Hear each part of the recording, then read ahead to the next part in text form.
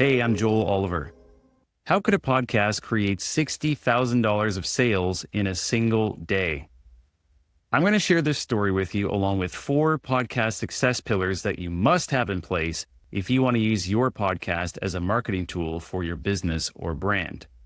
And I will preface it because you're probably already thinking, who is this guy making this big outrageous claim? Maybe it happened one time, but it certainly wouldn't be able to be done on my podcast. The $60,000 is just too big of a number. I share your skepticism. I understand it. Okay. I'll tell you now, though, this client was not a celebrity. They did not have a top 1% in the world podcast. They didn't do anything that you can't do. And as well, the 4 podcast success pillars that I'm going to share, these have been developed from commonalities across every single one of our podcasting clients that I've seen over the past decade who successfully use their podcast as a marketing tool for their businesses. All right. These are universally important. So while that $60,000 sales in a day example that I'm going to share with you, that might sound extreme, these 4 podcast success pillars were present there, and they need to be present with your podcast as well. Okay. These are the takeaways, lessons that you can learn. So what I've noticed after working with hundreds of podcasters over the years is that you get out of podcasting what you put in. My client Josh found out what happens when you do put in extra effort to maximize the returns from your podcast. Josh is one of the only clients I've ever met in person.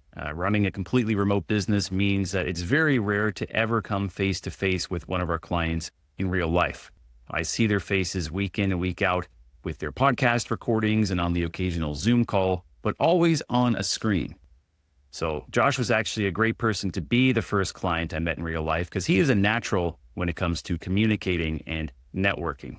He sparks conversations and makes connections with ease. So no surprise that when we met for lunch in Las Vegas, there were no awkward silences, just a great conversation, and we had lots to talk about.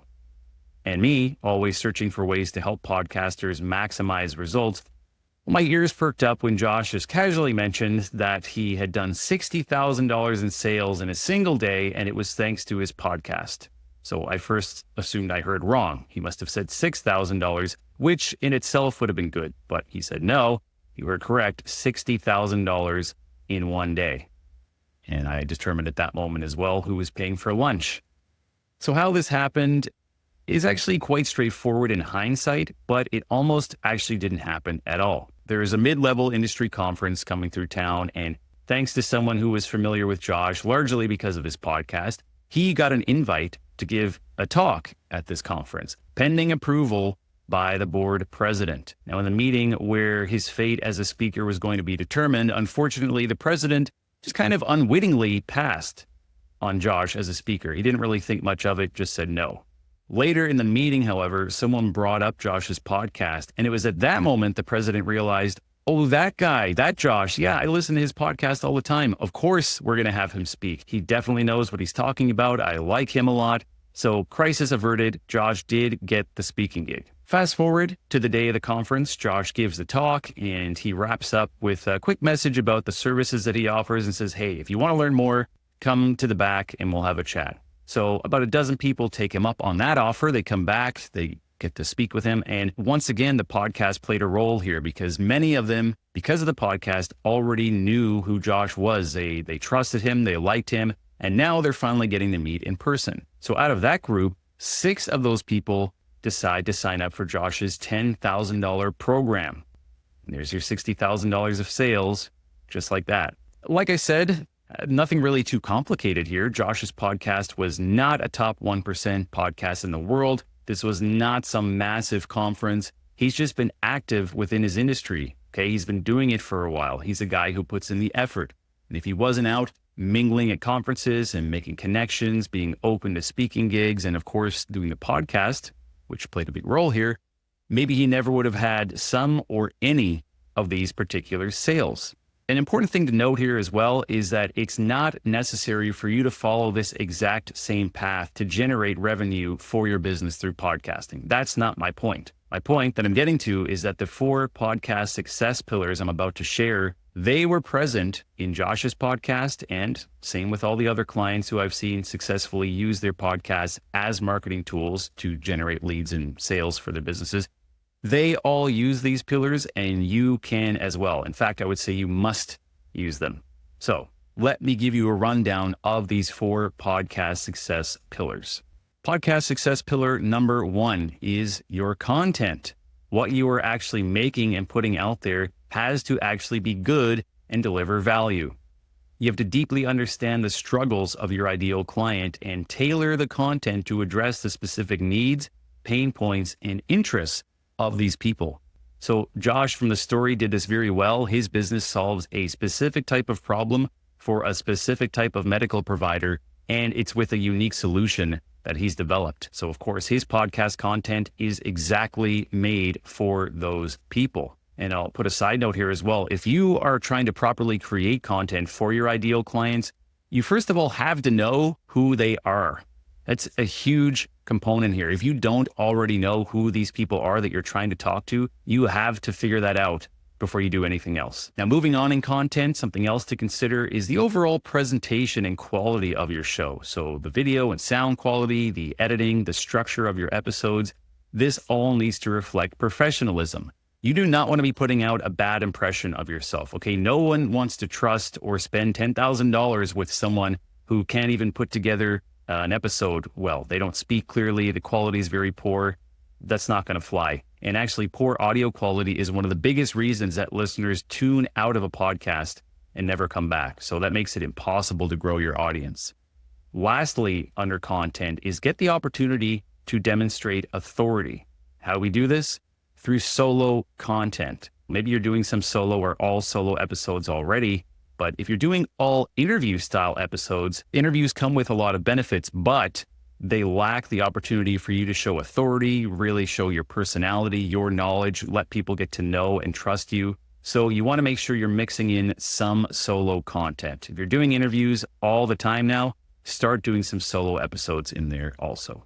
Podcast success pillar number 2 is audience. If you want to make sales, you need an audience to sell to. So how do we foster this?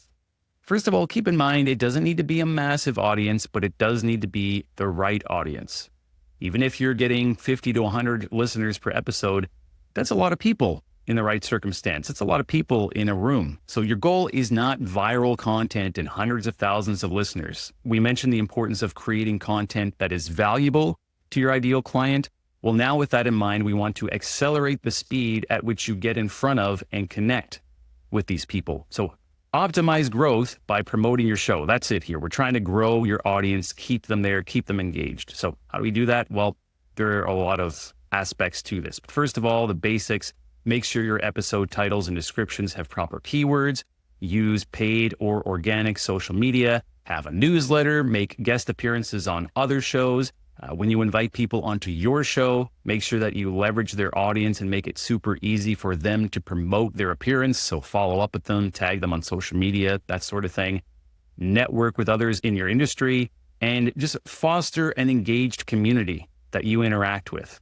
Don't make it a one-way conversation. Give people opportunity to share feedback, respond to their comments, that sort of thing. Remember with Josh's story, he was networking, he was getting out in front of a crowd, he had connections. So the audience is a fundamental pillar here. And that was number 2 in our 4 podcast success pillars. Moving on to number 3 is your offer. You have to have a solid business, a funnel, and a high ticket offer in place. So a leaky bucket of losing clients, poor conversion rates, bad messaging, low margins, anything like that, that has to be fixed first. Otherwise, no amount of marketing will help.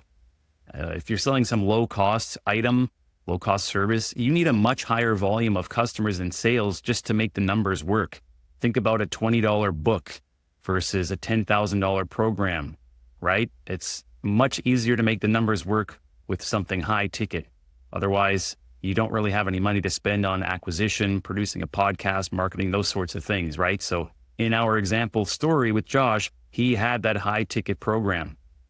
Now, when you have your offer there, all roads should lead to that high ticket offer as a centerpiece. So in your podcast, promote it directly. Or the alternative would be use a lead magnet to collect and warm up your leads and get them into your funnel. Either way, You must have a very clear CTA, call to action. Do not confuse your audience by asking them to do a whole bunch of different things. You need to make your offer or that one action you want them to take extremely clear. And finally, podcast success pillar number 4 is commitment. So building a successful podcast takes time. You've got to be dedicated.